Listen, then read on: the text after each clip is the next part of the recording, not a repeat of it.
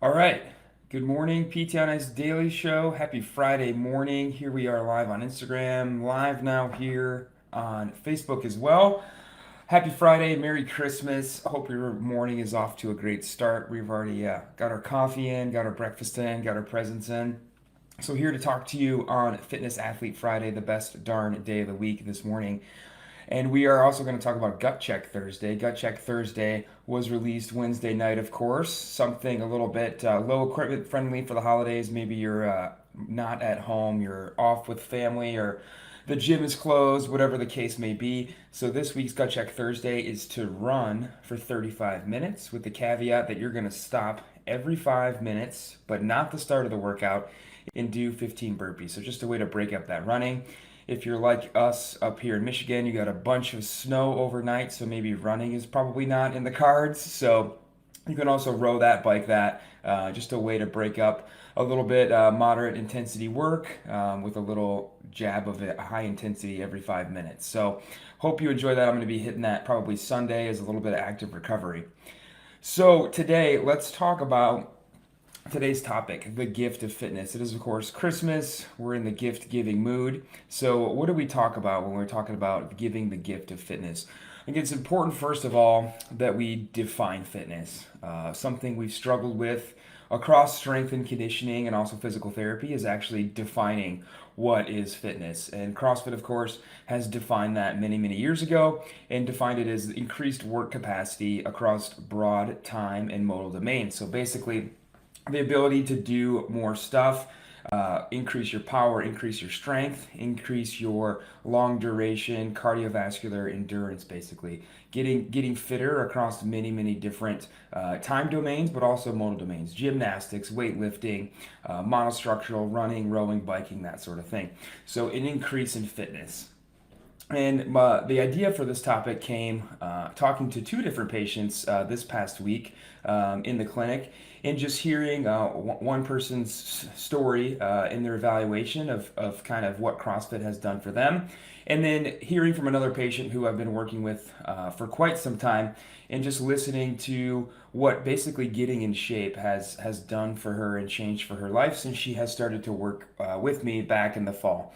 So we'll start with the first patient who came in for an evaluation and told me he's been doing CrossFit for about a year, but also shared with me, kind of scary, but pretty awesome, that he had a very low ejection fraction in the teens, getting towards the single digits. He had severe, obviously, cardiomyopathy and a pretty severe case of AFib, and that after a year of CrossFit, his ejection fraction is now in the 50s.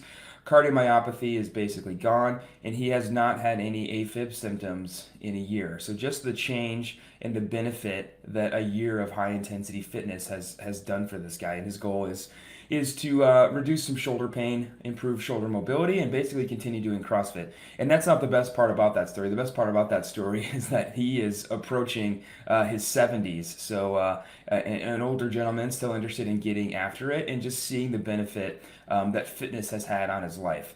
And I think that's really important for us. I think it's something I'll argue until the day I die. Getting people interested in exercise, whatever that may be. It may not be CrossFit, maybe it's cycling, maybe it's running, maybe it's hiking.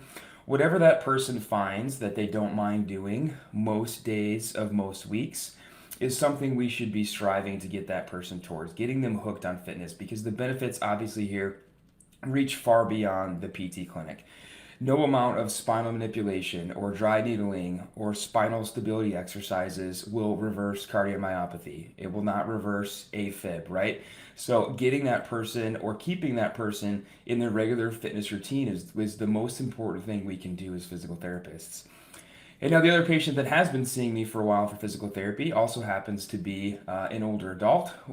This gal into her 70s, and same thing, a background of cardiac issues that brought her to physical therapy. And she shared with me that she noticed for the first time in many, many years this holiday season, she was not having trouble going out and going shopping all day for Christmas, baking, cooking, kind of all the stuff that maybe us as people who are used to regular fitness, who are younger, don't even think, doesn't even check on our radar is something that might be difficult. But she has not been able to do those tasks for many, many, many years, and she was happy that after just a couple months, her capacity had improved to the point where those tasks were no longer challenging. They were just something automatic, something baseline, which I think again is the goal of where we should be trying to get people. We should be trying to give people the gift of fitness, trying to get them interested in fitness, and also incorporating in our plans of care. Right? We, of course, this patient presented with shoulder pain, but in the treatment in her plan of care over the past couple months, yes, we've worked on her shoulder pain, her shoulder range of motion, and some low back pain as well. But the main thing we've done is just dose those exercises out in a way that is also going to increase her baseline fitness. We've been doing a lot of sled pushes, sled pulls, bike riding, that sort of stuff. All stuff that's going to help with the shoulder and the low back, strengthening pain, range of motion, but stuff dosed out in a way that it's also getting her heart rate up, that it's making her stop and pause when she gets off the bike before she's able to push that sled down the floor in the gym, in order to give her that little dose of fitness day over day, week over week, month over month, that has gotten her to the point now where not only is her shoulder and back pain gone, but of course her fitness level has improved significantly as well. And I think that's very, very important for us to give to patients, to get people interested. And as we approach the end of the year, I think it's very important we ask ourselves, what are we doing to set ourselves up for 2021 to make sure that we have the time with patients in the clinic to actually dose them out appropriately, to make sure that there is a little bit of room for fitness at the end of the hour, to make sure that we're not seeing a patient every 15 minutes and that they get stuck in the corner doing TheraBand external rotation by themselves, but we have time to plan out something like a remom or an AMRAP for them inside of their hour with us in physical therapy. And also to take the time and the planning as we come into 2021 to ask ourselves, what are we doing equipment wise? Probably the number one thing we hear in the fitness athlete division is, hey, all this research sounds great. This programming stuff is great. I'm on board. I'm totally bought in, but we only have ankle weights, or we have nothing, right? We have athletic training tables and ultrasound machines.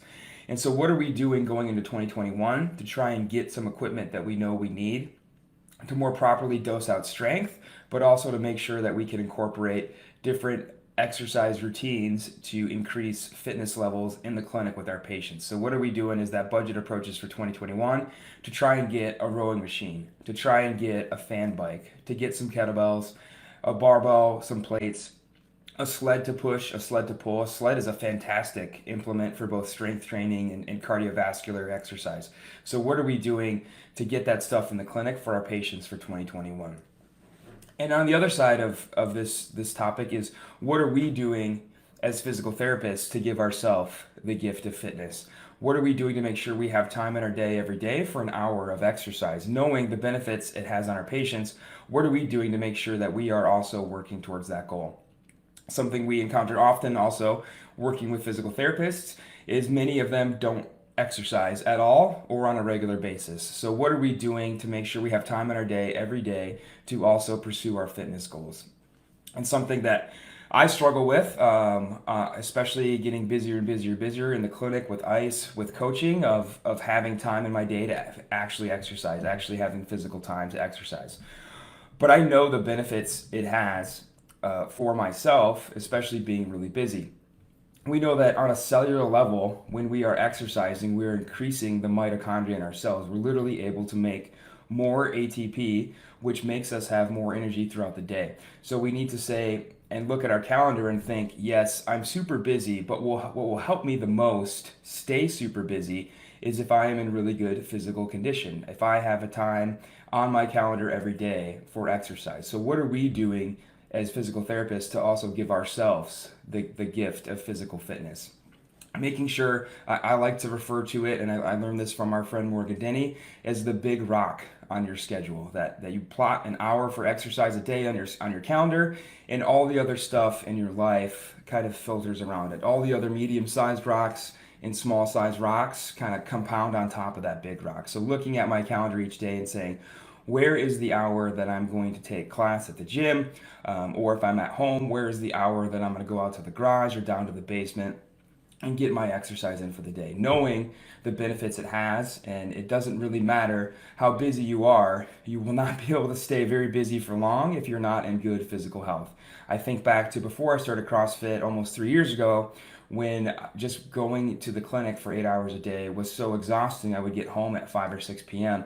and literally go to sleep for the rest of the day, like need 10 or 12 hours to recover from 8 hours of really low physical requirement work because I was so out of shape.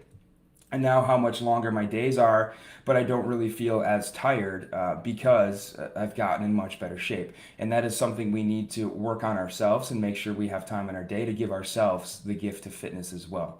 So as we're kind of winding down the year this holiday season, the next week is a short week as well, a lot of time off work and time for reflection, hopefully.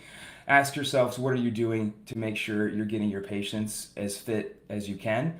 What are you doing for yourself to get as fit as you can? And then what are you doing if you are in an ownership or management role or not to try and say, what are we doing to improve our clinic to make sure that we can meet those goals both for our patients and ourselves? I think of all the clinic groups we work with on the consulting side and on bringing courses in who have that equipment in the gym and I think in the clinic, excuse me, and I think it's so cool to hear from those clinics who, yes, they have that stuff for patients, but also at lunch, after work, before work, the clinicians that work there are working out as well. Working with a friend on some personal training and working with her when she's done with work every day and seeing not only is she exercising after she's done with patients for the day, but the rest of her staff are in the clinic on the echo bike, on the rower, swinging kettlebells, jumping on boxes, doing pull-ups in the clinic because the clinic has the equipment not only to help patients get in better shape and meet their goals, but also to help the staff, which I think is so cool to have that dynamic going on. So as we pause at the end of the year and kind of reset for 2021, what are we doing to give ourselves and our patients the gift of fitness? I would love to hear from you all on what you're doing, what you're hoping to get done in the clinic, maybe a piece of equipment you're trying to purchase or thinking about purchasing. We'd love to hear that discussion from you all. So hope you have a Merry Christmas. Enjoy the rest of the day and this weekend with your friends and family. I'll see you all next week. I'll be back on New Year's Day to talk about a really interesting topic about returning patients post-COVID back to CrossFit and high-intensity exercise. So have a great Christmas. Have a great weekend. Make sure you hit gut check. Bye, everybody.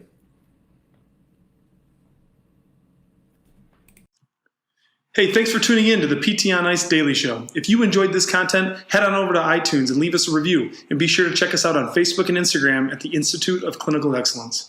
If you're interested in getting plugged into more ICE content on a weekly basis while earning CEUs from home, check out our virtual ICE online mentorship program at ptonice.com.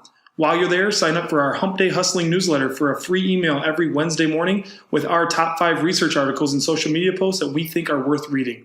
Head over to ptonice.com and scroll to the bottom of the page to sign up.